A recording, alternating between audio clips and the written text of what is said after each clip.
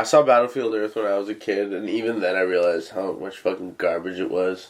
And then little do I know, I come to realize that it was like Scientology propaganda with fucking... Oh, is that the one with John Travolta? Yeah, and he looks like a fucking alien. Yeah. That's fucking He had like dreads and stuff, right? Yeah, and some weird thing on his fucking forehead. Even Scientology admitted that was like straight up propaganda. Yeah, it definitely was. Like, I'm sorry, John Travolta's made some amazing films, like Pulp Fiction. Amazing movie. Yeah, stuff like that. But like, just this movie was just like, for all intents and purposes, just terrible. I'm sure it's got a terrible, like score on Rotten Tomatoes. I don't know. Like a negative 100. Probably like negative 9,000. Anyways, motherfuckers, what is up? It is National Plant a Flower Day, March 12, 2017, and you are turning into the Agree to Disagree podcast. Episode 1 with Sean. Alex. Arjun. Awesome. Welcome. Thanks for tuning in. So, like we said last week, this is a podcast where we talk about memes, movies, politics, the news, stuff like that. We are just three friends trying to have a good time, and we like to hear our own voice. We're probably not qualified to talk about any of this stuff. No. Well, Arjun's qualified to talk about movies because he has a film degree. True. Yeah. Although some people get mad at me when I tell them, because you can't see every movie in the world. Like a friend of mine asked if I saw the movie Snatch, and I'm like, I've heard of it, but I've never seen it. And he'd get mad at me. He's like, what? You haven't seen Snatch? It's a cult classic. Well, like, I mean, and tons of people... And, like, movies are completely subjective, right? Yeah. Like, yes, certain people will agree that Citizen Kane is the greatest movie of all time. Even though we all know it's Frozen. No, the best movie of all time is Star Wars Revenge of the Sith, okay? No. Hayden Christensen. Hayden Christensen. Oh, my God. I hate you! Oh, fucking they were like animals. I slaughtered them like animals. Yeah. I hate them. You were supposed to be the chosen one. See, you're going back to like how you said you watched Battlefield Earth back when it came out and you said it was terrible. Yeah. When I was little, around that time those 3 Star Wars movies came out, I thought they were amazing when I was little, and I look back at them now and I'm like, oh, these are terrible. Yeah, I mean, I will say that the movies don't hold up on their own, but there are some really cool parts, and there are cool parts of the stories. That's true. But the fact that they turned the Force into midichlorians, something stupid like that, I don't even know what the fucking midichlorian is, it kind of takes away from, like, the mystery and the allure that is the Force. Mm-hmm. So yeah, anyways, we're gonna stop wasting our listeners' time here, and we're gonna start talking about some stories. So, we're gonna start off with the Vault 7 releases by WikiLeaks. So I'm going to go over some of the things that happened, and then we are going to discuss them. So they were released on March 7th by WikiLeaks, saying it, and Assange claims that it is the most comprehensive release of U.S. spying files ever made public. Spy Kids. Spy Kids Vault 7. Spy Kids Vault 7, Junie Cortez. 8,761 documents accounting for the entire hacking capacity of the CIA. It's the first in the series of Vault 7 leaks. Includes software that could allow people to take control of most popular consumer electronics, iPhones, Android devices, Microsoft devices, Samsung smart TVs, and even onboard computers inside of newer car models. The files released did not contain the weaponized software because WikiLeaks did not feel that it was proper to do so. They don't want the software distributed and replicated. The information came from a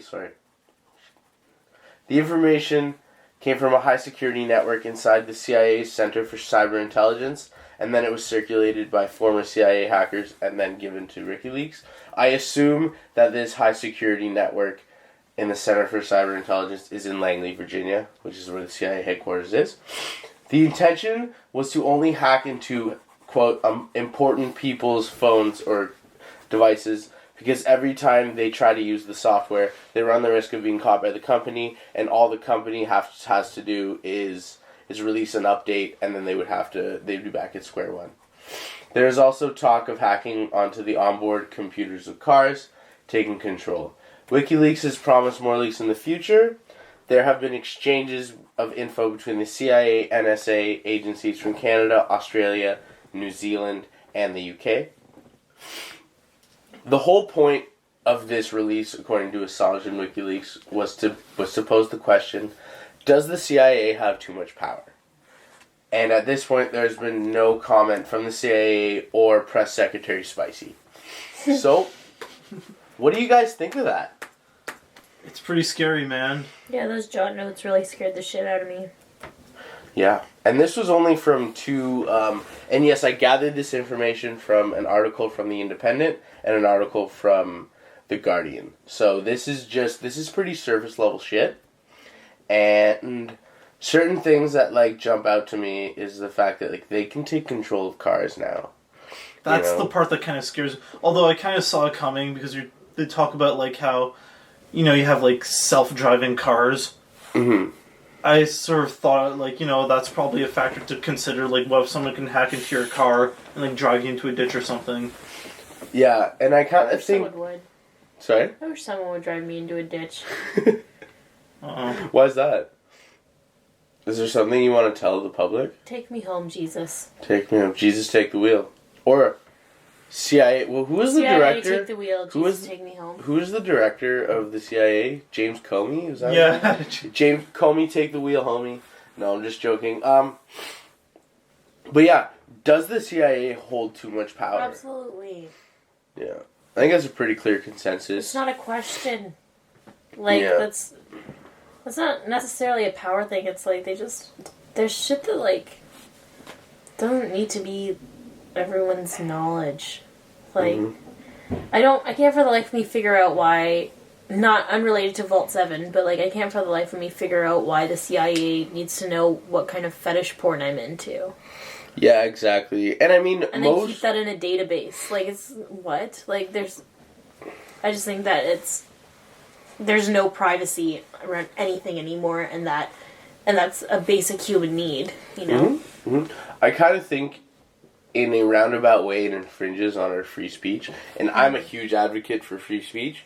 Yeah, I think it infringes upon, our ability for free speech, because now we're kind of thinking that, oh, the CIA is going to watch us, and if we ever become a quote-unquote enemy of the CIA, they can use all that against us. So that will discourage whistleblowers from actually uncovering things that the government has done, right? Yeah. So I'm pretty sure, my interpretation of this was that the CIA wants to prevent the next Snowden leak from happening, wants to prevent the next Manning leak from happening. But that's never gonna happen. Like, that stuff's gonna happen anyway. Yeah, they're just... As much as the CIA has that technology, there are also people in the world that sit at home and figure out that technology on their own. Like Julian Assange, who was never... Was he ever, like, a government employee? I have no idea. Not to my knowledge. The only thing I know about him is that he is a fugitive from the Swedish government. No, but I'm talking about his background. Oh, I have no idea. But, he, as far as I know, like, correct me if I'm wrong, leave us an email if you know. Actually, Sean, if you don't mind Googling it right now, that'd be good. But, point is, like, he still figured that shit out on his own. Like, and he figured out how to hack into the CIA. Like... He's written a bunch of books. He's a computer programmer. Mm-hmm. Yeah. But as long as we have computer programmers, we'll have people that will be able to be whistleblowers, you know? Yeah. He's actually Australian, but I do know that he is a he's an Aussie, but I do know that he is a fugitive from the Swedish government because he's facing sexual assault charges. I don't know much about that. That's kind of disappointing, but yeah. I mean, I thought he was French at first because of the name Assange. Assange, yeah. But then I saw the movie where Benedict Cumberbatch played Julian Assange. Ex-Benedict Cucumberbatch? Yeah, exactly. Don't watch it. I felt it come on her back. Is it actually bad? Yeah, no. To all the listeners listening, don't watch Fifth Estate. Apparently it's pretty inaccurate, and it's almost like a cheesy fluff piece. And the real Julian Assange, actually, like, wrote an open letter to, like, Benedict Cumberbatch saying, like, you've distorted the facts, this isn't true, and, like, you basically turn this all into, like, basically, you know, a really, like, corny drama, and you're just trying to weave it into like a pro-America narrative. And the real Julian Assange wrote that to Benedict Cumberbatch, thinking he wrote it, even though he just only acted in the movie. Yeah, well, I mean... all the listeners don't watch Fifth Estate. It's Benedict, a bad movie and misinformation. I think Benedict Cumberbatch holds some responsibility if he's going involved. along with it. Yeah, if he's essentially involved in a propaganda piece. And he's not like questioning anything. It's like, oh, this is totally all right. Like, I'm just an actor. No, dude, like... You're representing something. Yeah, like it or not, and I don't have that much against Cumberbatch. I've seen the movie where he plays Alan Turing. That was a good one. That was a really good movie. That was an amazing movie. Yeah, he plays Alan Turing, and that's a good movie. But yeah, I mean... The Vault 7 stuff. Yeah, I've been... Yeah. I think the part that scares me the most was the you mentioned about like Samsung TVs and stuff. Yeah, yeah. I know. Yeah, that fucked me up because that's something that like at some point in the next 3 years, if you're gonna buy a new TV, you don't have a choice but to buy a smart TV, you know. And if we're able to do it like non-remotely right now, in 3 or 4 years when you have no other option but to buy a smart TV, I'm sure there will be a way to do it remotely. Yeah. I mean, you just told me, Sean, that like. What was it? They can't do it wirelessly right now. But if like you had like a stick with like the code and stuff, and you were to insert it into the TV, you can like hack into. Yeah, you'd have to use like an actual device to plug into the TV. Yeah, but exactly. I think that's scary. At that point, I'm honestly thinking of switching out my Samsung S5 for a flip phone, and I've been thinking about this for a long time. Really? Seriously. I got concerned. And I'm not concerned about like stuff that's on my phone. I just like there's something that really rubs me the wrong way about like something rustles your jimmies. Yeah, something really bothers me about someone having complete access to every word that I've ever said into a device that is my own property. Yeah, and I think that whole infringement of privacy, like I said, as it being like a basic human desire. And like it's a human right. It's a human right to privacy. It's like it's an atrocity to infringe upon that on a national level. I just think that's it's atrocious. Yeah. And the thing is that the one thing that I wanted to bring up is that to my knowledge, the CIA only has to answer to one person. That's the president. Donnie the Prez Trump. Here's the thing, though. Donnie's been in office since January, right? Yeah. Who's been in office for the past 8 years? It's busy. Barry O, Prezi Barry O. And I kind of think that this is going to be a blemish on his career as president. Certainly, but he doesn't give a fuck anymore because he's not president. Of course not. And there are gonna be Obama's, I'm using this word, sycophants, that are just going to say, like, oh, he was an amazing president. Don't backtalk her, man. Yeah, and I mean, he did do some great things. He was still better than Trump. He did do some great things. Yeah. But, he did things like that. The initial NSA reveal, all of the drone strikes happening. All of the drone strikes happening all over the Middle East. Supporting Saudi Arabia in its war with Yemen. Yeah, man. Yeah, man. Stuff like that. It just goes to show that almost every president has been essentially playing the American people, That's corruption. Yeah. It's been around since exactly. Abe Lincoln. Yeah, absolute power corrupts. Exactly. And I mean, I'm not defending Donnie Trumpet here, but Donnie boy. He isn't guilty of this yet. I would not be surprised if there's leaks about his administration. To the public knowledge, he hasn't done anything yet.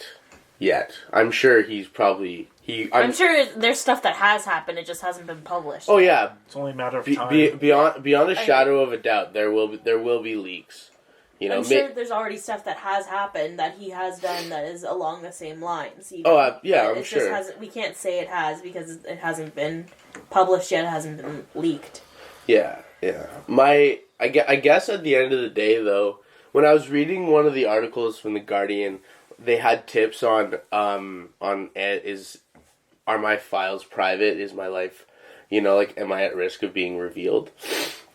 And all they said was, like, they had some, like, stupid things that you could do, but the main thing they said was don't become an enemy of the CIA, you know? Which is funny, but then you kind of think, like... That sounds very George Orwell of them. Yeah, that's what I was getting at, yeah. you know? I kind of think that we're entering an age where Orwell was right, yeah. you know? Oh, for sure. You know? We're just, 33 years later. It's I know. the truth. Yeah. I actually have the book 1984, and, like, this reminds me so much of even, like, the first 20 pages of them, like he's unhappy with his life or whatever and doesn't want to do what Big Brother says to do. Yeah. You know? But, like, there's no other option otherwise. Yeah. Your social enemy. Yeah, and I mean, we're not a group of people who generally believe in conspiracies, or none of us take guys like Alex Jones seriously. No, but it's fun to fantasize. It's fun to fantasize, and I mean, there is a grain of truth in something like 1984. Yeah. You know? And, like, we're getting to a point in our society where being a social enemy could possibly be the worst thing. Yeah, exactly, because, like... Especially with, like, social justice and Yeah. all that stuff of, like, very much... Not just, like, saying, like, I don't agree with that opinion, which is the rational thing to do. We're becoming a very irrational society, and, like, not only do you have the wrong opinion for supporting Trump, if that's what your political stance is, but you're also a demon. Like, you're literally the worst thing that has happened to the country, and it's like... while I agree that there should have been better options than Trump, and unfortunately there's a big school of thought that thinks that, like, Hillary would have been just as bad, but the difference is, like, they put the demon card on Trump early on. Mm-hmm. Yeah, they poisoned the well. Yeah, so even though there was some stuff that would have indicated that Hillary was, you know, not also a very good candidate either. She never had the demon card, except for from the demon population that supported Trump. Yeah, the quote-unquote demonic population. And so it's very easy. Exactly. Yeah, deplorables. Yeah, so it's very easy to knock that opinion, because it's the evils that are saying she's bad, and, like, even as far back as, like, humanity has existed, it's like, even in the Bible, like, don't listen to Satan. Like, and when you make Donald Trump and all of his groupies Satan, like, of course nobody's gonna think that, you know what I mean? Like, and I mean, like, Trump, Donnie has said some inflammatory things, and he's done some inflammatory things since he's been, or has attempted to do some inflammatory policies, not all of which have worked. I'm talking to you, migrant man.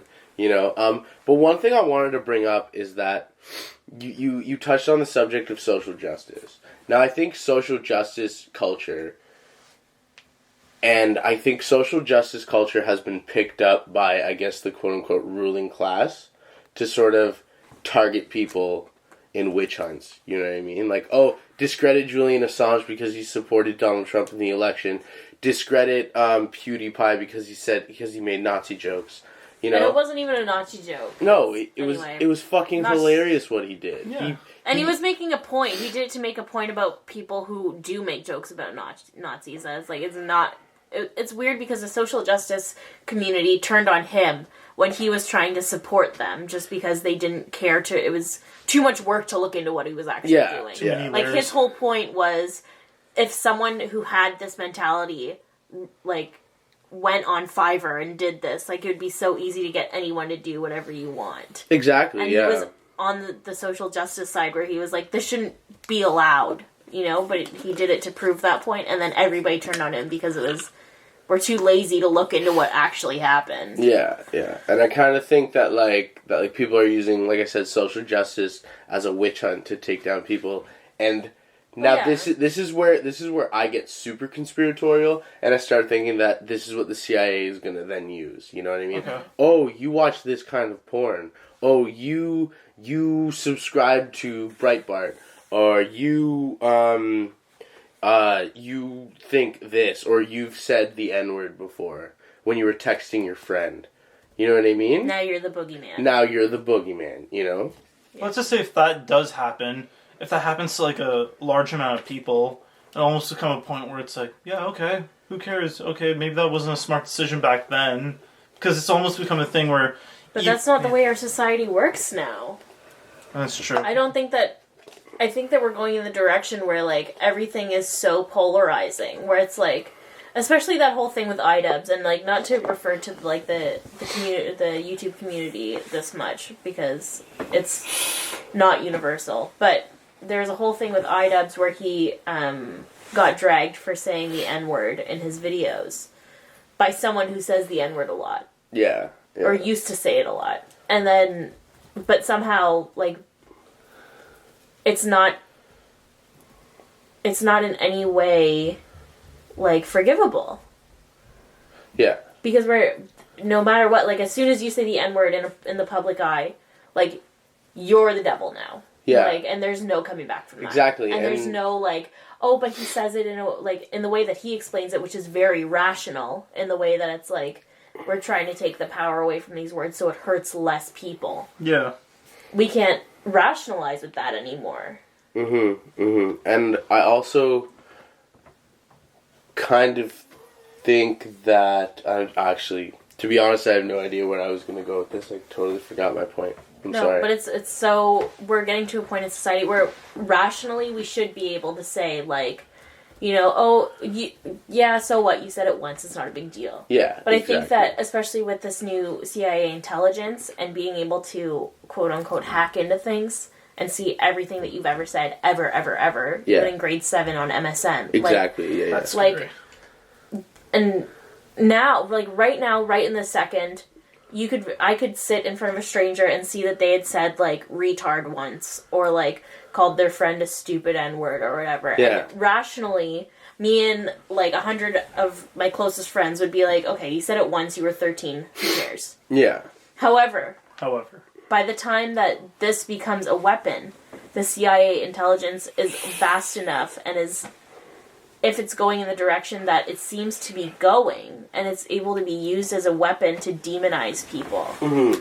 Yeah. And the way that society is also going, that rationality of, okay, you said it once when you were 13, or you said it once when you were 18, like, it's never going to be like that again. And I kind of think that, on top of that point, I wanted to add that when the case with, like, PewDiePie and iDubbbz, where there was a witch hunt against them because PewDiePie said was making Nazi jokes on his YouTube channel, and iDubbbz said the N-word. They will use this to discredit them and use it so that it will, like I said, discourage whistleblowers, because they think, oh, this guy is revealing all these terrible things that the U.S. government has its hand in, or the German government, or the Australian government, the Canadian government. Their platform to talk about things that are in support of stuff. Exactly. Because this person said the N-word once. Some like crazy chain of... And give the power to the people who say what the CIA wants them to. Because we live in a post-truth society. We also live in a post-context and nuance society. There's no such thing as nuance anymore. Or context, especially on the internet. Exactly, right? Like, I think we were mentioning, I think it was on the last podcast, where it's like you tweet a joke, it could be, your intent doesn't mean anything. It can be interpreted in any way possible. Yeah. By, like, I don't know, some person can, like, just some, like, stranger from Seattle can say, like, oh, this joke is offensive, when clearly that wasn't the intent of it. Yeah. Like, and you're talking about, like, going back through all your, like, MSN messages from 2007. Yeah. What about, like, when, like, a comedian becomes famous or has some recognition, and then someone looks back at their, like, old tweets. Yeah, exactly. And it's like, look, they were just starting out in terms of, like, comedy. And, yeah. And that happens literally all the time. Like, I heard, like, a few years ago, like a year ago, there's this band that I love, Deaf Heaven. They're kind of like a melodic, shoegazy, like, black metal band from New York. And their guitarist, back, like, in 2010 or 2009 or whatever, was making tweets saying the word, like, faggot all the time. And he was, like, calling people faggot and shit. Yeah. And then they used that to discredit him so that they almost didn't play a festival because of it. You know what I mean? Is he out of the band now? No, he's still in the band. I think he was like one of the founding members. Oh. You know, and this stuff happens in music all the time. Like, there were people boycotting Action Bronson from playing at university. Right, because of that song, the rape song, right? Yeah, where he's talking about how he was gonna like rape someone. No, that wasn't Action Bronson. Are you sure? Who was that was no, it might have been Gucci Mane, but it was a song. It was She Didn't Even Know It. That was Rick Ross. That was a long time ago. This also happened with Are you serious? Action Bronson. It needs to stop. It needs to stop. It's like, okay, I love how every time we get on the subject of SJWs, we can just go on for fucking hours. Yeah, I know. Just be like, oh, did you hear about this story? No, you have to hear this story. Well, some of them are warranted. Like, yes, like talking badly about and like discrediting your right to be trans, for example, can be very volatile, especially in a society, especially under the Trump administration, where a lot of their rights are about to be violated. Like, or there's talk of them being violated. In that way, I do think that social justice warriors and whatever are warranted in their concern for that issue. Yes, absolutely. Yeah, of course. And, like, there are a lot of things, even, like, you name it, like, everything that they talk about can be warranted in one way or another, especially as a person who believes that there's no problem that is more important than another because everybody's different and everybody's values are different. Of course, yeah, I can agree with that. However, do I think that there are extremists in every community? Do I think that there are extremists in every community? Yes. And I think that, unfortunately, in the social justice community, sometimes it is very easy for the extremist voice in that community to hold the largest voice. Well, yeah. The louder microphone. Exactly. It's only the crazy person holding the megaphone. Yeah, so we're not trying to, like, if you're a person who, like, I think that trans people should have rights, and, like, I think this, and, like, you subscribe to a lot of what the social justice warriors believe in. Absolutely, we are, like, I myself am in support of you, and I encourage you to fight the good fight, and even if you're not, I also encourage you to use your voice, because we're both, me and Sean and Arjun too, are all very encouraging of people using their voice. Don't think that we're shitting on you. We're not. We're just saying... Just to be clear. We're saying there are extremists in every community, and extremism needs to stop. Otherwise, we're going to continue to have shit like the CIA reading your MSN conversations from when you were 13 years old, talking about who you had a crush on. Well, I don't care for them to know that I had a crush on Cole Johnston in grade 3 when he was bullying me. Yo, what's going on, Cole Johnston? Yeah. Anyways, another thing I wanted to add is, like, the left has sort of won the culture war, and they're sort of running the show when it comes to, like, culture. So, without a doubt. You know, like, in the 60s and 70s, the ultimate enemy to the American people was a communist, or a communist sympathizer, or someone who believed in socialism.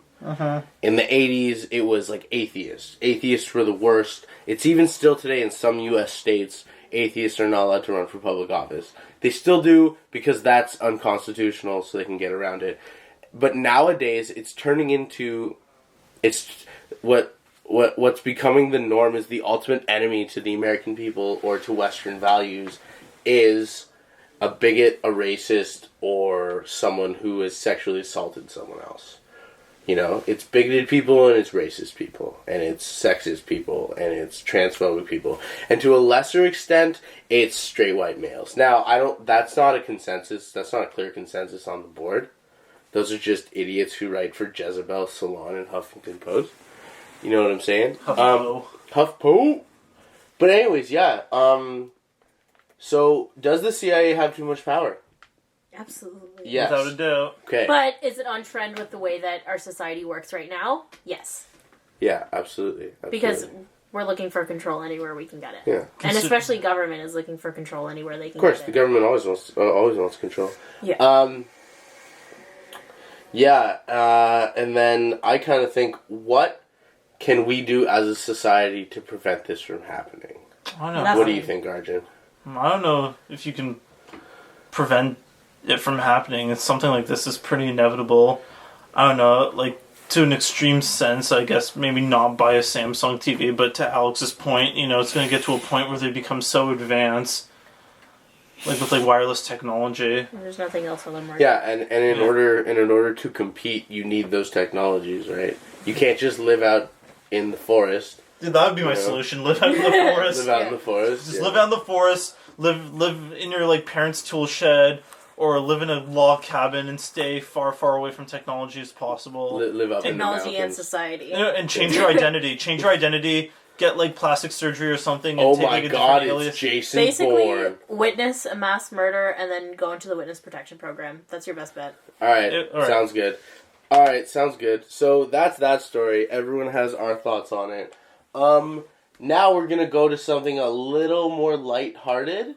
We're going to talk about my main man, Arian Foster, former, I think it was running back? Yeah, former running back for running back for Miami in Dolphins. the NFL for the Miami Dolphins. And, alright, I'll read this story. This is on foxsports.com. Former NFL running back and 4-time Pro Bowler Arian Foster has always been an entertaining follow on Twitter. On Sunday afternoon, Foster contemplated a one-on-one showdown with a wolf if he were to go camping and find himself in danger. And he debated with his Twitter followers whether or not he could survive the encounter. According to Foster, it's all about the thumbs. So I'm just going to go on and read some of his tweets. Okay. Want to go camping, but, quote, wildlife scares the shit out of me. I honestly think that I can get a wolf one-on-one, though. I'm 230, pounds. Wolves are what, 180, 200 tops? He has no thumbs. If I control his neck, he's donezo. And that was a reply to Beaver Sutherland at Arian Foster. You could take down a wolf? Wow, you'd be dead within 10 minutes. Which is true. Absolutely yeah, exactly. True. Yeah. You're dead. Wolves don't scare me like that because in my neighborhood was a bunch of loose and raged pits. If he alone, I think I can get him. Are you kidding me? I think he's just trolling. And then this is Joe B-Wan Kenobi. Okay, these are all tweeted Arian Foster. I feel like you are giving opposable thumbs too much credit. Didn't you see the gray? Wolves are nature's Wu-Tang Clan. I know. That's what I was saying. Thumbs means I can grab him. He can't grab me. All he has is a mouth. Grab his neck, he can't bite. And speed. Hold on. Oh my Plus, God. I have the advantage of talking about this wolf. I'm prepared. I think he said honking about. He could honk his nose. Oh, okay. He's I could play around with this. booping him? Yeah, exactly. Oh, okay. If we run into each other in my head, oh yeah, it's on wolf. He's just what is this aggressive species threatening me? No, that's not how a fucking wolf works. Have you seen the gray? I've studied the wolf. He can't read. I know his weaknesses. Plus the He thumb doesn't thing. care. You're not him. He's gonna kill you. And then Beaver Sutherland says, "This has been debated before, and those who know say a man has no chance versus a wild wolf. 90% of Twitter would die. I'm in the 10%. I'm in the 10%. Oh my god. And this is not Terry Collins. Again, he will claw an artery open or claw your face off. Then you go to grab your arm and he chews your face off. Lose. Bro, you think a wolf knows where my artery is? All of a sudden I'm fighting a wolf who knows biology? What about his teeth and claws? This ain't a video game. One hit and I'm done. No! It's a fight. You're so stupid. There's a bunch more of these. If he bites me, his main weapon is immobilized. Then becomes vulnerable. This is why thumbs are so important. The wolf. Some guy said the wolf. A wolf can take down a full-grown elk. You don't stand a chance. It's true. Elks don't have websites. Aggression. Elks are extremely aggressive. Arms are thumbs. Just a walking meal. Thumb. I still have a whole other arm. My right one because I use non-dominant one to shield. I'm just smarter than the wolf. Advantage me. Okay. That's okay. I think Do you we want get to it. get the gist get of it? this? We Yeah. get it? Okay. But Few here's the points. thing. Alex, go. Okay, so in vet tech school, we learn first thing is a wolf is, even though it's still canine, not the same as a dog. Not even close. Really not even close. No. And a wolf, if you can think of your most animalistic thoughts, sometimes I'll be driving and I'll see some idiot crossing the road when they shouldn't, and my most animalistic thought at that point is I should hit them and kill them. Yeah. I don't, because I am sentient. However, Wolves? You also have thumbs. So I can drive. Thumbs, bro. A wolf doesn't have any kind of filter to filter out those animalistic thoughts from rational thought. Yeah. Like, if you go at a wolf erratically, like Arian Foster is saying he's going to do, this wolf, like, will floor you. Like, you're dead. Yeah. There's no threatening a wolf. No. Well, if you threaten a wolf, see, animals aren't stupid. They're going to make the choice that is going to benefit them the most or put them in the least amount of danger. Mm-hmm. So if you see a wolf alone, he's going to run away. It's just going to happen. They're just like, I ain't got time for this shit. This is too much energy expending. And but if you run at that same wolf in the woods, he will not be happy with you. Yeah, if a wolf is backed into a corner, if any animal's backed into a corner, they will fight for their life. You know? Yeah, and the argument that Arian Foster is making, like, wolf in the ring. Like, he's talking octagon type fight. Right. Like wolf will still win. The wolf will win. He'll win. The wolf, like, I think you have a point with, like, if you're in a forest and you have you're walking on the outside, yeah, the wolf's gonna run away. But if you have a wolf in an octagon style, UFC style fight, Joe Rogan announcing wolf versus Arian Foster. Joe Rogan ringside. I could see that happening. It's funny It's not gonna happen. Doing the fight companion that wolf's gonna kill you. Eddie Bravo. And, like, he goes on to talk about, like, you think that a wolf knows biology, you think the wolf knows where my jugular is. Then wolf doesn't care. He'll rip apart anything. A wolf can smell your jugular. They can smell your blood vessels. No, what an idiot. I find it hilarious that there's someone on Twitter named Beaver Sutherland. I think that's really funny, Beaver Sutherland. Yeah. And here's the thing. He makes the argument that elks aren't aggressive. Have you seen a male elk during mating season? No. They will... 2 male elks. You can find this on Netflix on Planet Earth. Any deer, goats, ox, any sort of like ruminant, cervines, or bovine animals, when they and it's mating season, they will literally kill one another. They will literally kill one another by hitting each other on the head for fucking pussy. Yeah. Also, have you seen The Ring 2? There's No. a scene, in The Ring 2, there's a scene where the mom and the daughter are driving through, like, there's a road and there's a wooded area on either side. Yeah. And they stop because there's elk all around them, and the elks just run at their car and try to kill them. Oh, jeez. Yeah. Elks ain't nice. No, they aren't. Even nice. at park, there's a park near us that you drive through, and there's like wildlife around, and it's like a zoo. Yeah. I don't believe that they have any male elk there. No. I think they're all female because the females tend to be more docile and won't run at your car like an asshole. Bull cervine animals are more aggressive because they're very territorial, right? Yeah. You know, like a bull moose, you're toast, bud. Forget it. Yeah, I don't think Arian Foster. He might be able to take on like an elk. Yeah. Yeah. You know, this sounds like he was like on speed and had this thought and like wrote down all these thoughts. And then when he came down, started tweeting about it. Or like he fucking was smoking the fattest joint. You guys were mentioning like after you smoke this, what you doing fighting? Yeah, what you doing fighting a wolf? Because you were mentioning Joe Rogan, because he actually went on Joe Rogan's podcast a few days after this. Oh, did he? Okay. And like he was talking, I think like because I thought like, oh, this guy's a quack and it's just gonna be like a crazy podcast, like a Crowder 2.0. Yeah. He's actually a pretty like reasonable, nice guy, and I think he was just trolling, and he sort of like put this thing out there and just wanted to win the debate, like, oh, hypothetically I could but no, and also because we're talking about like not even Brock Lesnar could defeat a wolf. No, or George St. Pierre out of GSP, retirement, or fucking Connor, John Cena, or fucking his name is John Cena. The thing is but the thing is with the wolf, you wouldn't even be able to see him. No, but then like you wouldn't be able to see John Cena. Apparently, there's like a group called the National Wolf Council.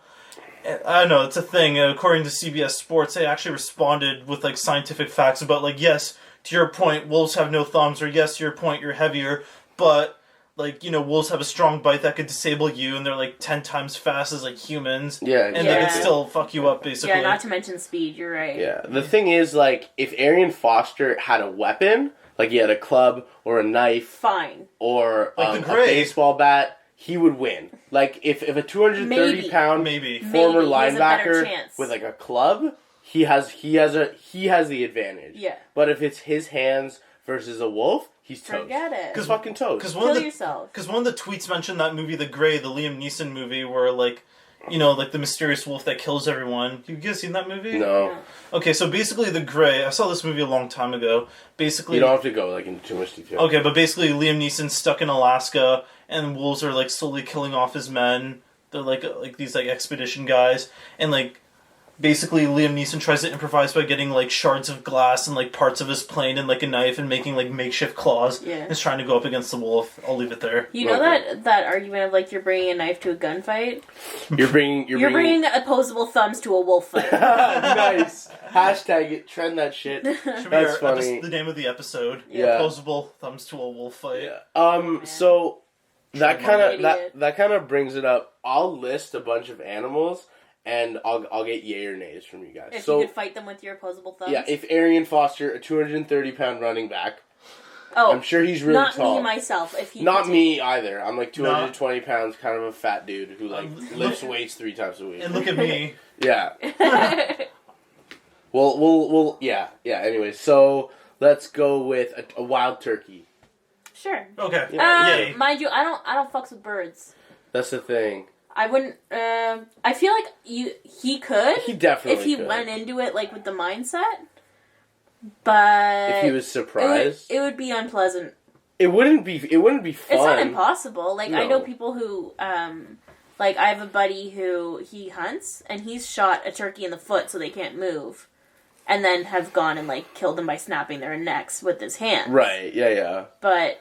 So you don't know. accidentally shoot them in, like, the gallbladder and then all the meat is there? Yeah, but if we're talking octagon-style fight where the bird cannot run away...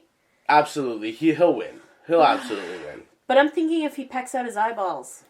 But that's true. But then adrenaline kicks in. A bird, and also a bird, that's like, more 2 like feet an tall. uncomfortable thing. You could still kill him. I think Arian Foster would win against. Because the thing is, Okay. turkeys can't fly. They can fly like True. probably up to his shoulders. True. Okay, yeah. That. All right, Yay. let's go for another obvious one.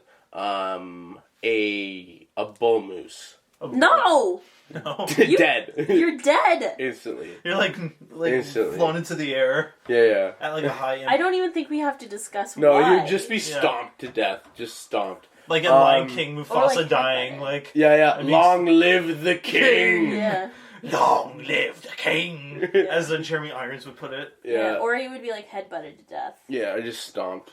Calgary Okay. Stampede. Let's go for like a cow. Not a bull, like a full-grown lady cow.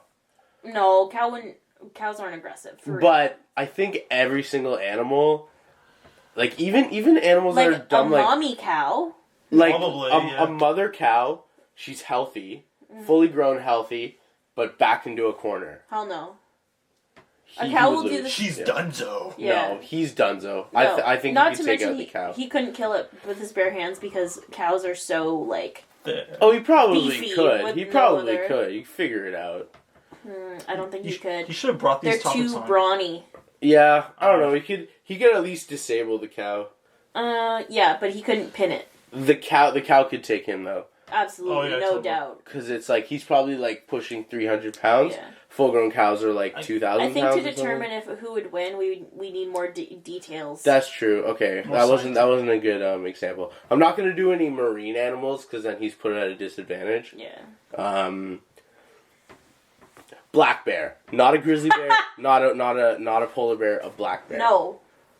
Bears of any kind are aggressive in nature. I always hear stories about people fighting bears and winning. Yeah, Really? it happens. It happened in the Leonardo DiCaprio no, movie. it didn't. No, I'm not talking about that. I mean, like, He played dead.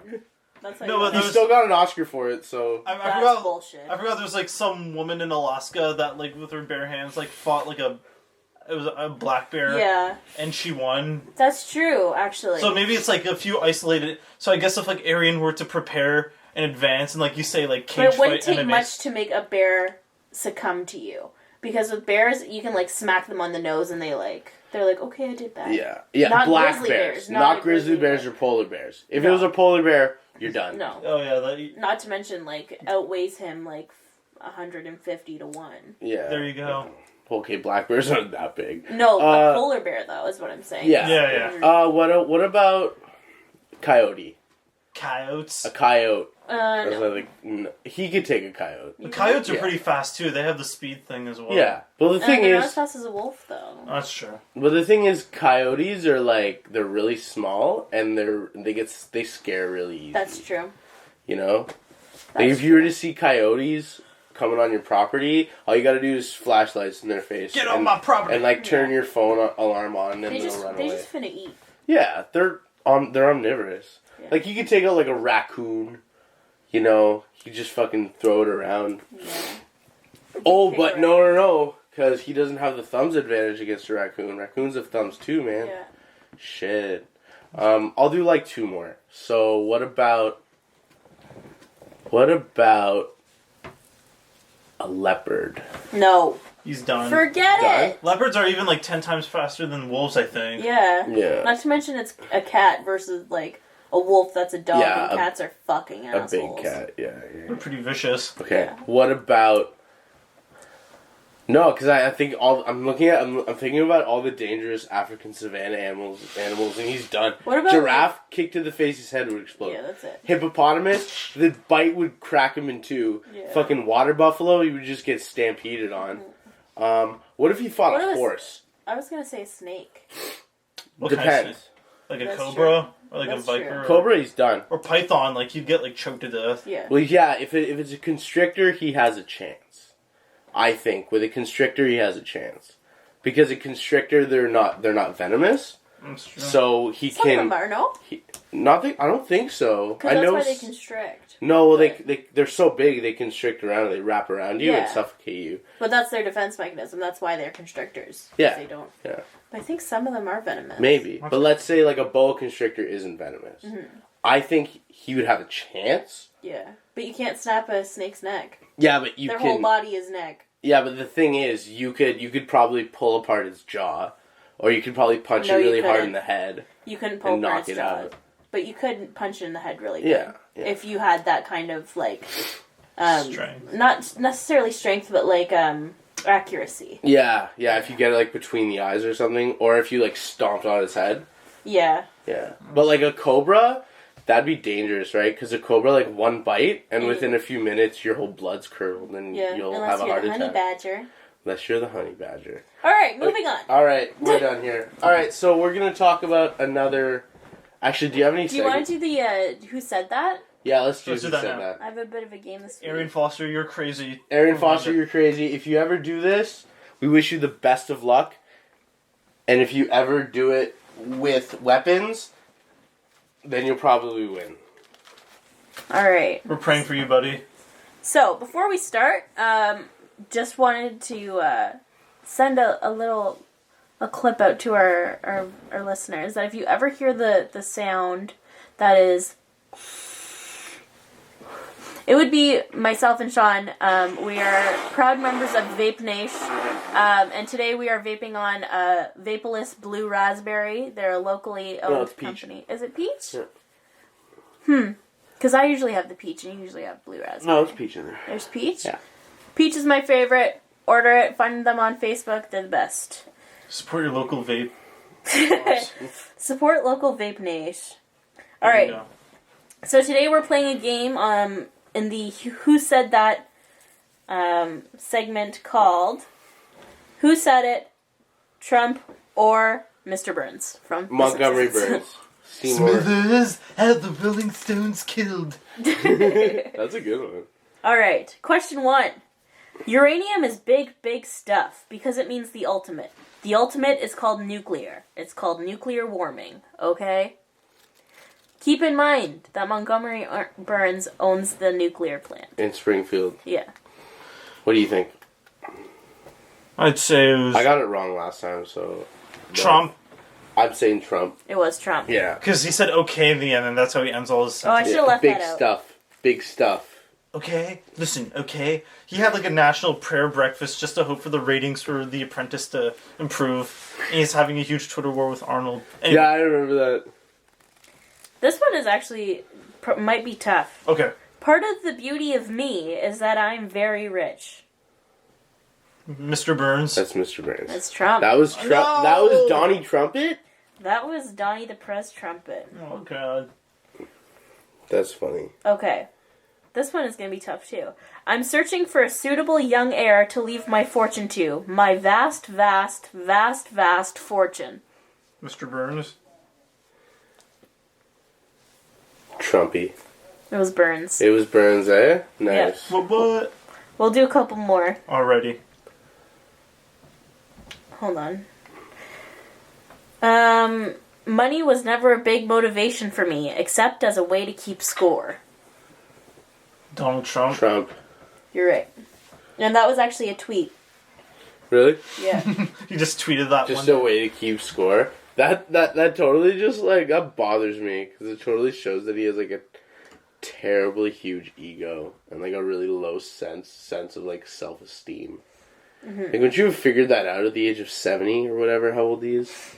I think, he is 70. Yeah. He is really thin-skinned, though. Because he can't take, like, whenever SNL makes, like, a sketch about him, he's like, oh, SNL's not funny. Yeah. It's because he has such low self-esteem. I think that's the one of my top, like, people that I would never, ever go to about, like, life advice. Is Donald Ever. Trump? I wouldn't even go to him advice. about financial advice, I don't think, because he's been bankrupt so many times. That's true. Yeah, but... I would go to him probably about business advice. Mm-hmm, mm-hmm. And I would probably go to him for social media advice, because he really knows how to draw a crowd. Yeah, but... To your point, I think your point about bankruptcy needs a bit of clarification, because I think a lot of it wasn't him, it was his business that went bankrupt, like businesses that go bankrupt, and it's like 1 out of 12 or 1 out of 15 of your business ideas will work if you're an entrepreneur. So he is a successful businessman, whether he was born with the silver spoon or he made it himself. He's definitely expanded the wealth he had. Yeah. I will give you that, Donnie. And for the last one, this is probably, I think, the toughest one to differentiate. Ooh. I've discovered the perfect business. People swarm in, empty their pockets, and scuttle off. Nothing can stop me now. That's Burns. Mr. Burns. You're right. Ooh, good job, Arjun. Fucking Good one, right. guys. I thought that one was close, though. Yeah, no, that could have been Scuttle Trump. off. That's not a word that That is Donnie something would that use. he would say, though. He uses, like, weird, obscure little, like childish book words. He sounds like and it's sometimes when he's like talking or like when he's like pulling quotes or like when he's addressing Congress, it sounds like something out of a movie. True. So I can understand why that'd be a tough one. Yeah. Alright, what's next? Alright, anyways, so now we are going to talk about... So we live in Canada, specifically Ontario, and our House of Parliament, Queen's Park in Toronto, the Ontario legislature unanimously passed an anti-Islamophobia bill, 81-0. So for people who don't understand how that works, there's members of provincial parliament are elected, they represent ridings. That's how democracy works. In our country. Yeah. So they unanimously passed an anti-Islamophobia bill. The motion was from Liberal Nathalie Desrosiers. She called for a stand against all forms of hatred, hostility, prejudice, racism, and intolerance towards Islam or Muslims. Introduced motion early December after she saw anti-Muslim graffiti was in her riding of Ottawa-Vanier. That is just east of the center of the town of Ottawa. Which is the nation's capital. Also, after incidents of women being harassed for wearing hijabs, they were like being called names and being spat on. It started to pick up urgency. Then, after the mosque attack back in December in Quebec City, it literally became the hot topic at Queen's Park. So they unanimously voted for it. This was back, I think, early February. Yasser Naqvi, the Attorney General, says Canadians were shocked by that attack.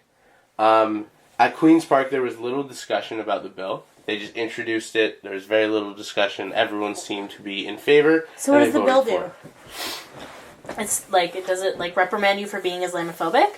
That's the issue that we're gonna get to. I'm just laying down the facts about it. Desrosiers said federal Liberal MP Ikra Khalid, who moved the motion federally, has received hostility and racist remarks from people. Nakvi said Nakvi was disturbed about the debate at the federal level. So, there was no debate provincially, but at the federal level there were some conservative MPs that were I guess disturbed or concerned, saying that it would infringe on Canadians' right to free speech. Mm-hmm. But she said, I think this was Nakvi or Ikra Khalid, this is not one of those issues that one starts quibbling about different elements. This is about making a very fundamental statement against hatred, be it anti-Semitism, Islamophobia, or any other form of hatred. Now, I don't know when this is said to go through federally, but I am very, very positive that it will go through no problem. I don't think that is good. Right? I don't. If I'll just do a little explanation. If the bill is against hate crimes for people who are Muslim, you're making a hate crime against all the people who respect free speech. That's what I'm saying. Like in saying that you can't be racist, that's like, I don't know. Okay, here's my thing. I think that everybody should have the right to say whatever they want. Do I myself agree with racism? No. I don't think that you should be racist. I don't think you should be an asshole. But I don't think that it's the government's place to make a statement against racism. Like, how about make a statement against people being assholes and say, we don't support that. But, like, to reprimand someone for something that is literally in the same constitution, in the same book of law that says that everybody has the right to say whatever they want. It's like, we can't take the government seriously if they're going to completely contradict something that is already and has been in our fundamental rights since the dawn of our country. It's like a walking contradiction, basically. Exactly. And even though I don't personally subscribe to what everybody else's belief system is, and I consider myself a very staunch liberal, I will always vote liberal. However, I am with the conservatives on this one that I think it is a very dangerous and slippery slope to say you can't say certain things. And if you do say certain things, you will be reprimanded. Yeah. And I think that is your X, Y, and Z. Yeah, I think that goes back to the whole demonizing people thing, and that's so dangerous. Yeah. Do I think that private companies, do I think that if you work for Tim Hortons, or you work for McDonald's or something, and you okay, so here's a perfect example. Last week there was a video that came out of someone on public transportation, and he was yelling at someone who was wearing a hijab and who came out on the video as Muslim. And the guy was calling him Muzzy and, saying, a whole bunch, just talking shit about Islam and stuff. And yelling at him and being volatile. Did he yell Deus Volt? Deus Volt. I don't know. That's something that the Crusaders said back in the 1100s. What the hell? Okay. No, I don't think he said that. But anyway, he was kicked off the bus. But do I think that OC Transpo, the bus company that he was on, do I think they reserve the right to exclude that person from service? Yes. Yeah, and I think for two reasons. And I also think that that's up to OC Transpo and whoever is in charge of that particular person who is making the racist remarks. Right. So two things about that. OC Transpo, the Ottawa Bus Company, is a private corporation that receives public funding. Mm-hmm. So technically they are, I guess, a crown corporation, or a corporate, or a company that's essentially being funded by the provincial. It's the city government. Is it? Municipal, yeah.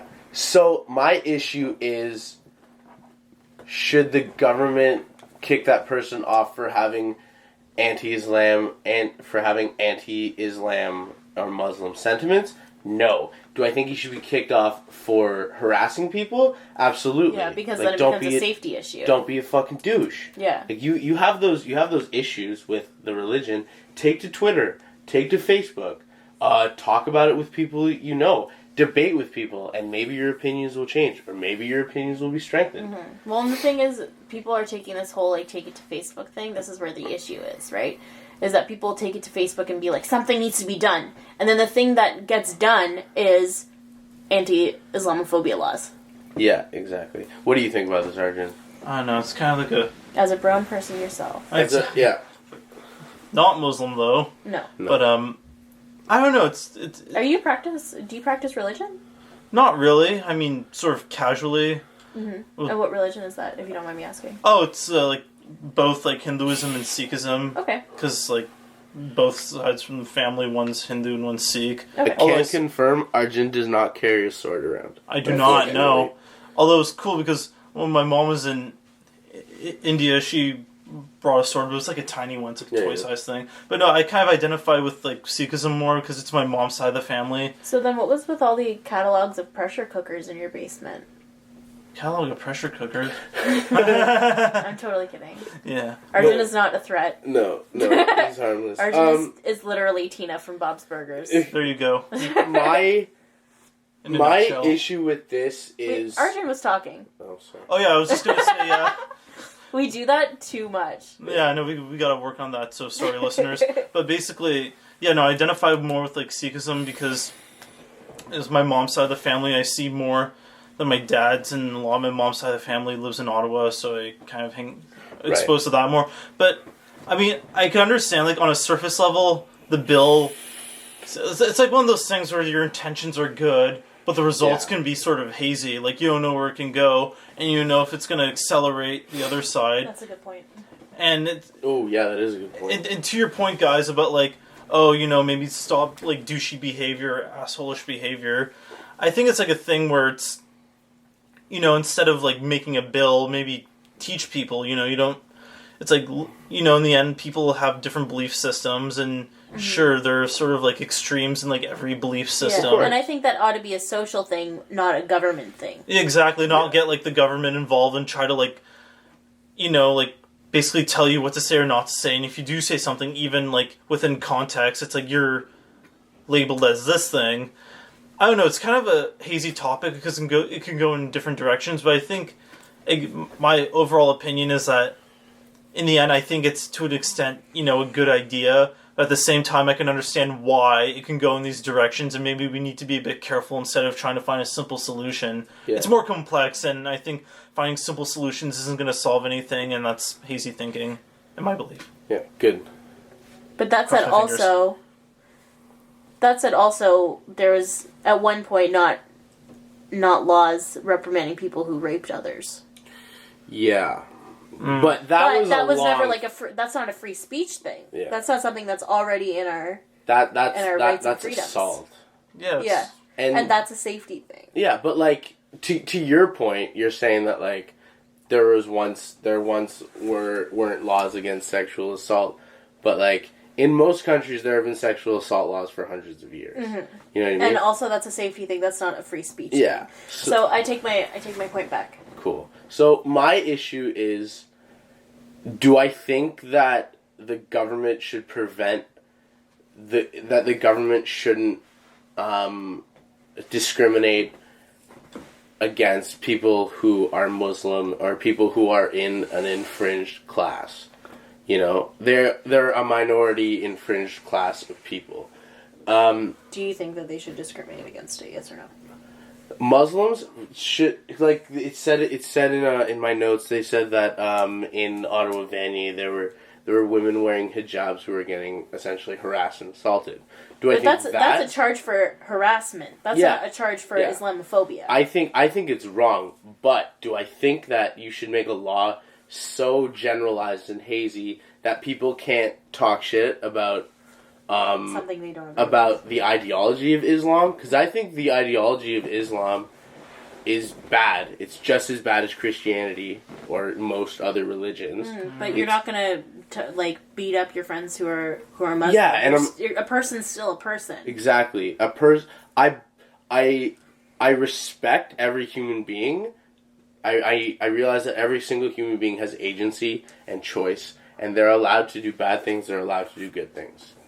And they're allowed to say and believe whatever they want. Exactly. If you believe that the earth is 6,000 years old, if you believe that, you know, if you hold the same beliefs that, you know, the Saudi Arabian government, I use that in quotes because they're a kingdom, if you believe that the same thing that the Saudi government believes, that, you know, women shouldn't drive, and that women aren't allowed to perform in sports.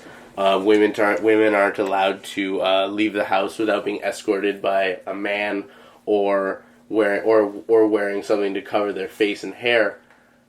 If you believe that, you're allowed to believe that. I will debate you till the day I die that I think is ridiculous, and I think that is. But you're also allowed to believe against that, and you're also allowed to talk against that. Of course, and I am allowed to believe that I think that the doctrine or the ideas of Islam are wrong. I'm allowed to believe that. You can't take that away from me. Or it's like a thing where it's like you're allowed to be critical of something. I guess really it's a question of like, it's okay to be critical and disagree with something, but not if it's the wrong thing. Right. What do you mean? Not anymore. Like, the way we're talking about, society and, like, how we, like, very much demonize people. You're allowed to have free speech. Yeah. You're allowed to say whatever you want. Yeah. As long as it's not racist, sexist, homophobic, in the eyes of someone else. Or anything that makes me feel sad. Or offends me. That's the worst, and man. that's where I think I draw the line. Is, like, we need to... In saying, like, you can't... be Islamophobic. Yes, I agree. Don't be Islamophobic. I think don't,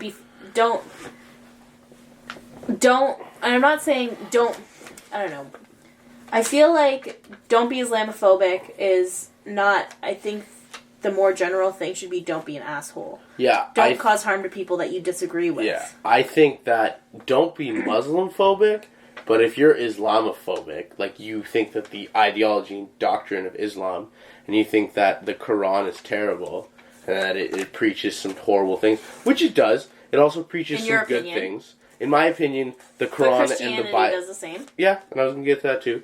I'll say that the Quran tells its followers to do some terrible things. It also tells its followers to do some great things. Like one of the pillars of Islam is you must give to charity and take care of the poor. Not a whole lot of religions outright say that. They say that is the right thing to do, but it's not a command. Mm-hmm. I think that's a great thing, you know. And I think that every Muslim needs to make the Hajj. I think that can be a good thing, that every Muslim should go to Mecca to become more in tune with their religion, and strengthen their faith. I think that's cool, but when you start going into, taking things out of context, or, like, I've seen articles that people were saying that Muhammad was one of the first feminists. Because Islam was, at the time, one of the most progressive religions, because it's one of the newest. Right. But, like, there's records of Muhammad marrying 9-year-olds and saying that it's okay to have slaves. And the Christians had slaves, too. So I guess the point I'm trying to make is you shouldn't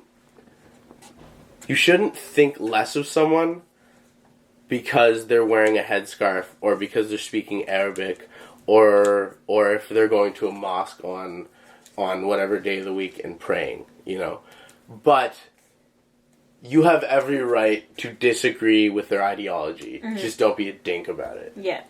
I think that's a good solution. That's my soapbox moment. And I think that's not the place of government to tell you how to believe. Yeah, exactly. Because in the same way that we have like religious freedom, we have freedom of speech. We have the like freedom to form association and stuff. Yeah. I think that in saying like you cannot discriminate against certain people or like you can't hold certain beliefs, that's in a way trying to control how people believe, even if it's not the way I choose to believe in things. You know what I mean? Yeah, exactly.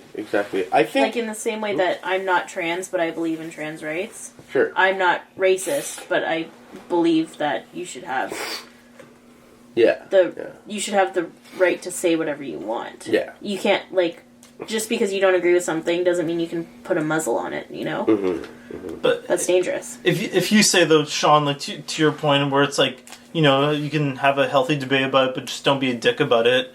How will people know not to be a dick about it if you don't want the government to? That's true. Because instead of creating laws, create funding.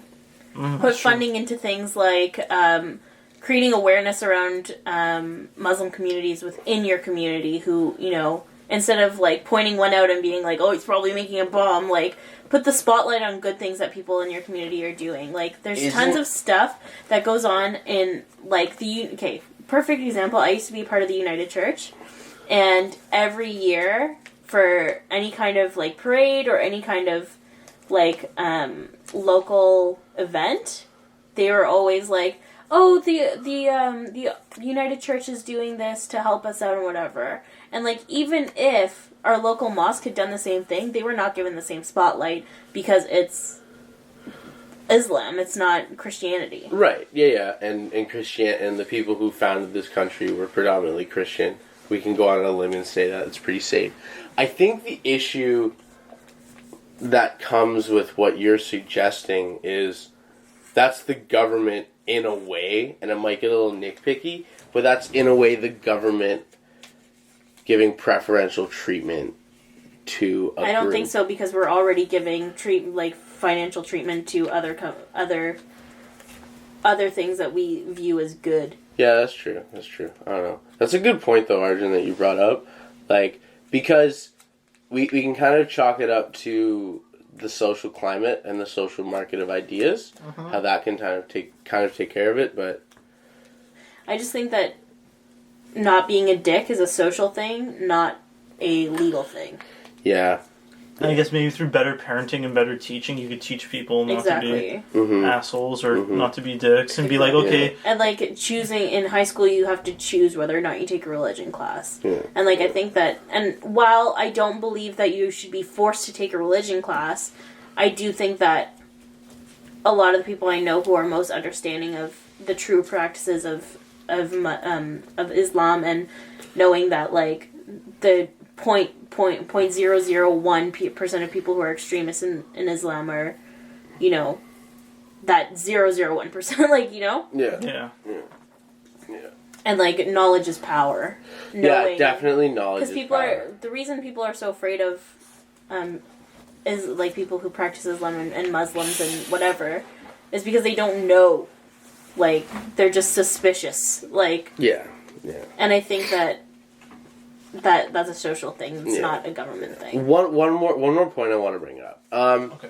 Now, this is an opinion that I have, and I'll say it, and you, and maybe that's considered Islamophobic under this bill, and maybe you guys will agree or disagree. Maybe you'll get a fine. Maybe I'll get a fine. Maybe we'll be shut down. I'll have my tongue cut out. It's kinky. So I think that the way the government is set up in a country like Iran or Saudi Arabia or other parts of like that of the Middle East, I kind of think that these places, the way they run their countries is really toxic, and it's not very good. It's not a very. It's kind of like they commit a lot of human rights atrocities. What do you mean? I disagree. How are you saying you disagree? How am I saying I disagree is because I don't think you can label them toxic because of your upbringing. And the reason I say that is because I think that is very omnicentric of you.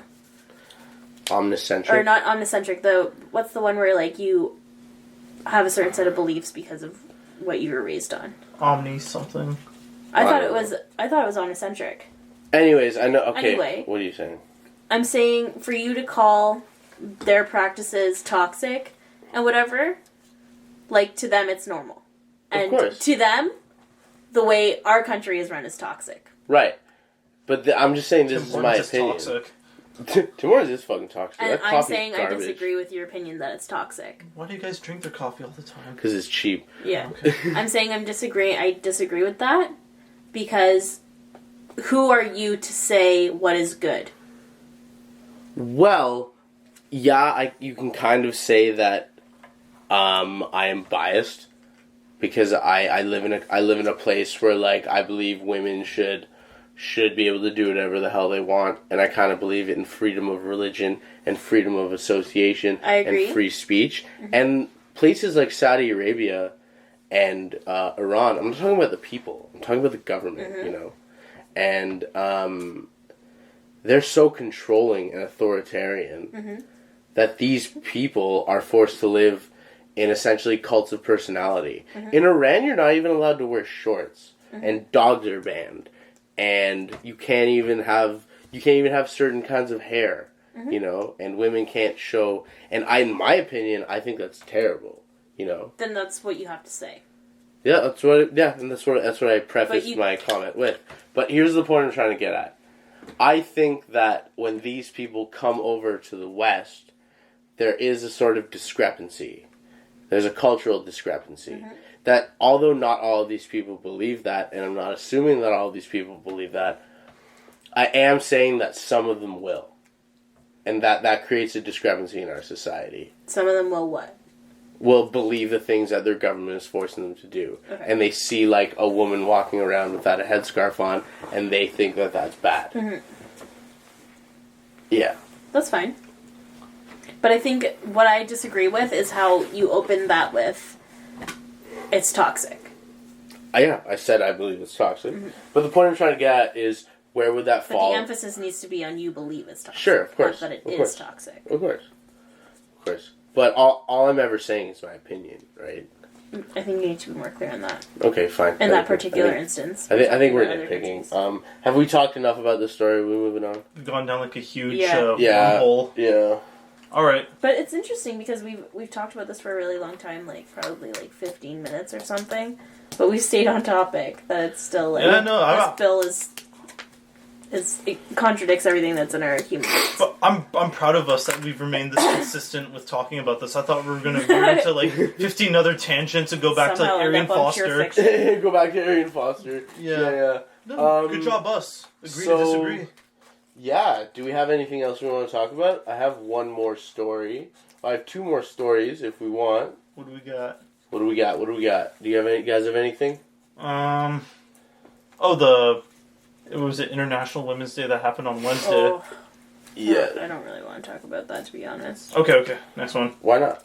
Why not? Because I think that there's just too many schools of thought about it, and I, to be honest, haven't even really collected my own thoughts about it. There's a whole thing about, like, Justin Trudeau's wife, Sophie Trudeau. She posted on Facebook about, let's take International Women's Day to thank all of the men. Oh, did she actually say that? Yeah. For real. Yeah. And then, like, there were certain people who were like, so what? Like, why is it so bad that you thank men? And it's like, because it's fucking Women's Day. Like, you have November 19th for Men's Day, and on that day, I will say thank you to all the men who helped all of the women. Okay. That's fine. But is every single news organization, media organization, every political leader... Has any political leader ever mentioned, or news organization ever made a big hubbub about International Men's Day? Yes. I've never heard it. Really? Never heard anyone talk. I didn't even know there was an International Men's Day. Exactly. At that point, I would also argue that in this social, I don't want to say social economy, but that's social climate. Okay. We need Women's Day, especially when women's rights are being taken away in the United States. A lot of women's rights to their own body and a lot of women's choice rights are being taken away. Okay. Well, I mean, we can debate. Men. We can debate the policy on that. I'd rather not. All right. Well, because I'm just gonna get really upset. Of course. Okay. Well, that'll be another episode. Yeah, but for real, like I think that there's the. I don't mind talking about the Sophie Trudeau thing. That would be fine. Yeah. But I sort of think, like, her saying that completely discredits the point of having National Women's Day. But I think what Sophie Trudeau was trying to do is trying to create unity. Because as a guy, I look at International Women's Day, and I kind of feel that, like, you know, you had the Women's March, which was cool. You know, you had, like, a day without an immigrant, which was cool, and a day without a woman, which is the same thing. I think that's cool. But I kind of think that she was trying to create inclusivity and give more strength to the movement. You know? I don't think it gave more strength to the movement. I think it took away from it. Yeah, well, that was her intention, but people... I kind of think that... she needs a better PR team. I don't think it's that. I think that people were just so far up their ass. They were just like, oh, you mentioned the word men on International Women's Day? That's why I need feminism. I don't think Hashtag I'm a piece of shit.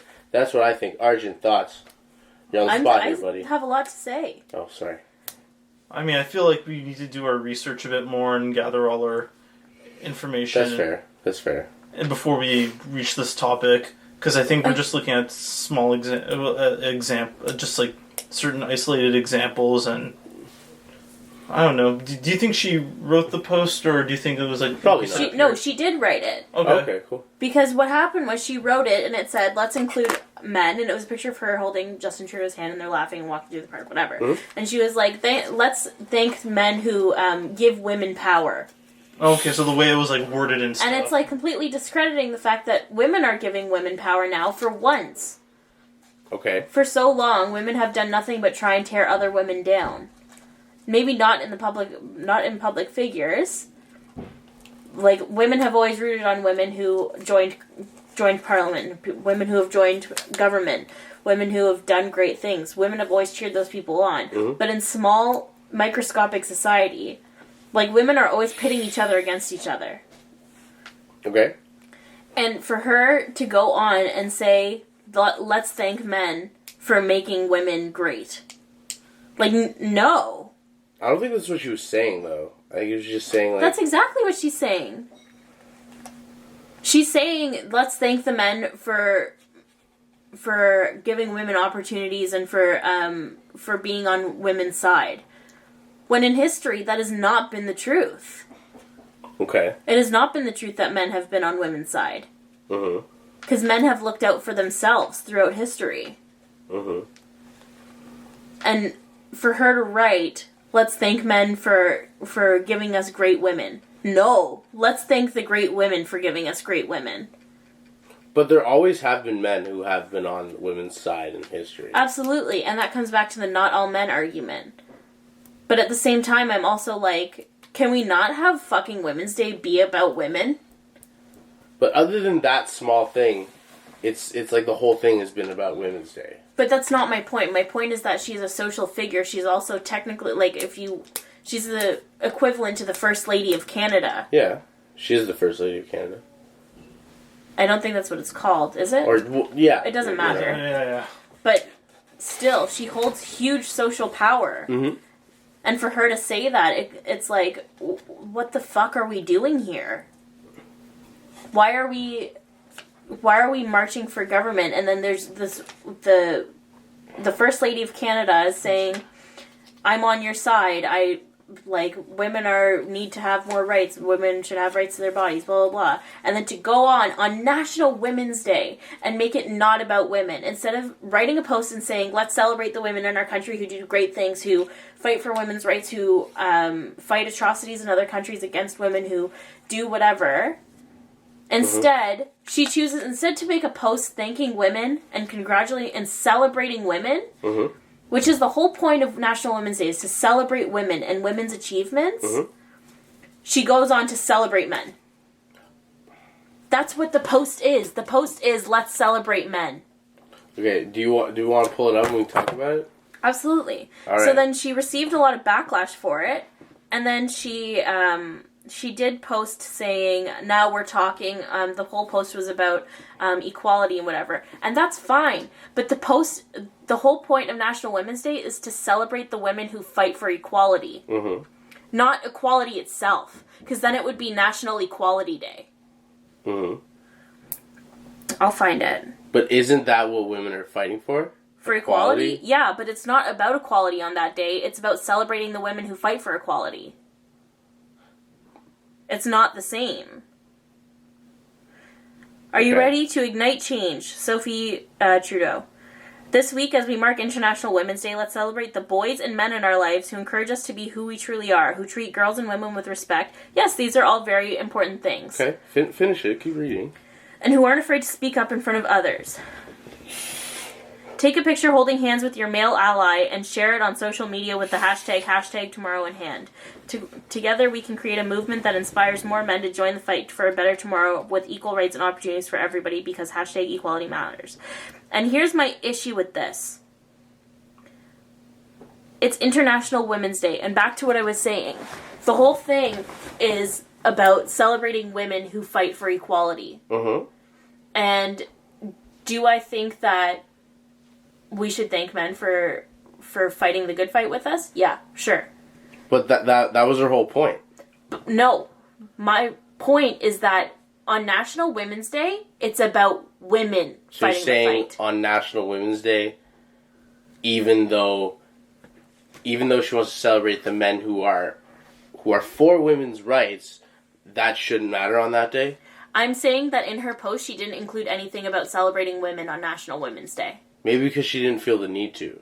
Because everything else was talking only about women. I think that's ignorant of her to not post, to say anything about let's celebrate the women on International Women's Day. Okay. I'm guessing it's one of those things where it's like her intentions may have been good, but she just didn't word it properly.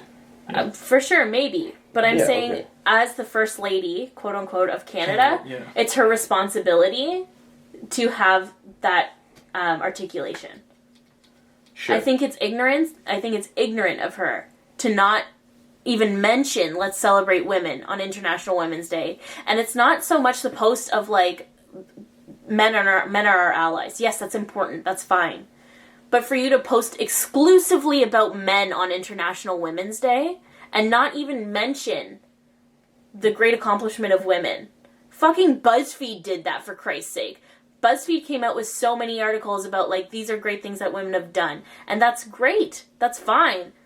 But for the First Lady of Canada, for her only post on International Women's Day to be about men, and then defend the only other post she made to be defending her point about the only thing that she made comment about was men, it goes against International Women's Day. And, like, as far as I'm concerned, International Women's Day is just as important as International Pancake Day. That's fine.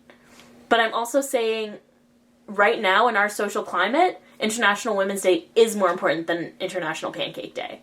Okay, sure. And it's not as easy as it used to be 10 years ago saying on International Pancake Day talking about waffles, and on International Women's Day talking about men that empower us. Mm-hmm. In today's social climate, where women are systematically having their rights taken away to their own bodies, their right to choice, their right... women in... like overseas who are being mutilated because they're women. Like in India, the rate of rape is like, what is it, like 400 every second or some shit like that? It's really high. It's bullshit. It's really high. And there are atrocities against women, and we're in a climate where it's higher than ever. And on International Women's Day, we ought to make it about women.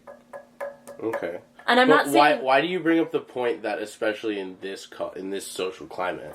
Because she probably could have gotten away with saying that 10 years ago. Right. Of like, let's thank the men. Right. But today, it's not going to fucking fly. I'm talking about the point that you made that women's rights are being systematically removed now. We're living in a time where every single minority group has been elevated more than ever. Mm-hmm. You know what I mean? And that day was to focus on just women's issues. Okay, sure. I'll concede that point. Okay. That day is to focus on women's issues and celebrating women who fight against those issues, who fight for change, who fight for prosperity of women, because we still aren't equal to men. And that's what she said in her post, who fight for equality. And I agree with that. But do I think that the only post that you make on International Women's Day should be celebrating men? Absolutely fucking not. Okay. Anyway, sorry, I'm really upset about this. Like, it really, really fucking upsets me that the First Lady of our country can't be bothered to fucking say happy, like, International Women's Day and celebrate women for one fucking day of her, like, the one day that it's important. Because every other day of the year, and, like, I will give her credit that every other day of the year, she's a huge proponent in the women's rights movement, and she's huge about equality and whatever, and that's great. And I really appreciate that, and I think that she does a really great job of that. But I'll say it again, on International Women's Day, as a proponent in the equality fight, your only post cannot be about men. Did she apologize, though? No, she didn't apologize. She didn't respond? She defended herself. Okay. Sure. Which I think, on a PR point of view, you should apologize. That's what society wants you to do. Mm-hmm. That's the politically correct PR move. Mm-hmm. Yeah. But there's also the other side of it where it's like, you also have to accept when the logistics of what you posted, like, really don't make sense. Mm-hmm. And I don't think that it was logical for her to post that. I think it was ignorant. Like irresponsible, basically. It was irresponsible. It was irresponsible to post it? Okay. Yeah. Alright. That's fair. Alright. Do you have anything else to say about it? No, I'm good. Alright, cool. We milked that subject. Yeah, Yeah. Jesus. Tea. Do we I want... need some milk. Do you need some milk? Do we want to talk about a day without a woman? No. What's happening on No that more day? women's talk. I'm going to rip my hair out. Alright, perfect. Alright. Done. Also, Alright. as far as I know, nobody I know did it, and it didn't really have any real repercussions, so... Yeah. Well, I remember you said you were going to do it in the morning, and that And then we went to McDonald's. and, then we went to McDonald's. and even though I paid, you still weren't wearing red, so Yeah. whatever. Oh, yeah. Yes, I did. I wore my red plaid. Were people Oh, you supposed to wear red? Yeah, like if you couldn't... Well, we're not going to talk about that story. No. We're not going to talk about that story. Yeah, do you guys want to talk about anything else, or are we going to end this? I need some milk to cool down. My answer's that. So, that's the podcast for today, you guys. Yeah, I Alright. guess so. Thanks for tuning in. Have a good week. We'll be back next time for episode 2, and that was episode that. 3. No, it was Next- episode 0. Then this is episode 1. Uh, Episode 0. oh, okay, we're doing it that way. Okay, Cool. All right. Thank you. Bye.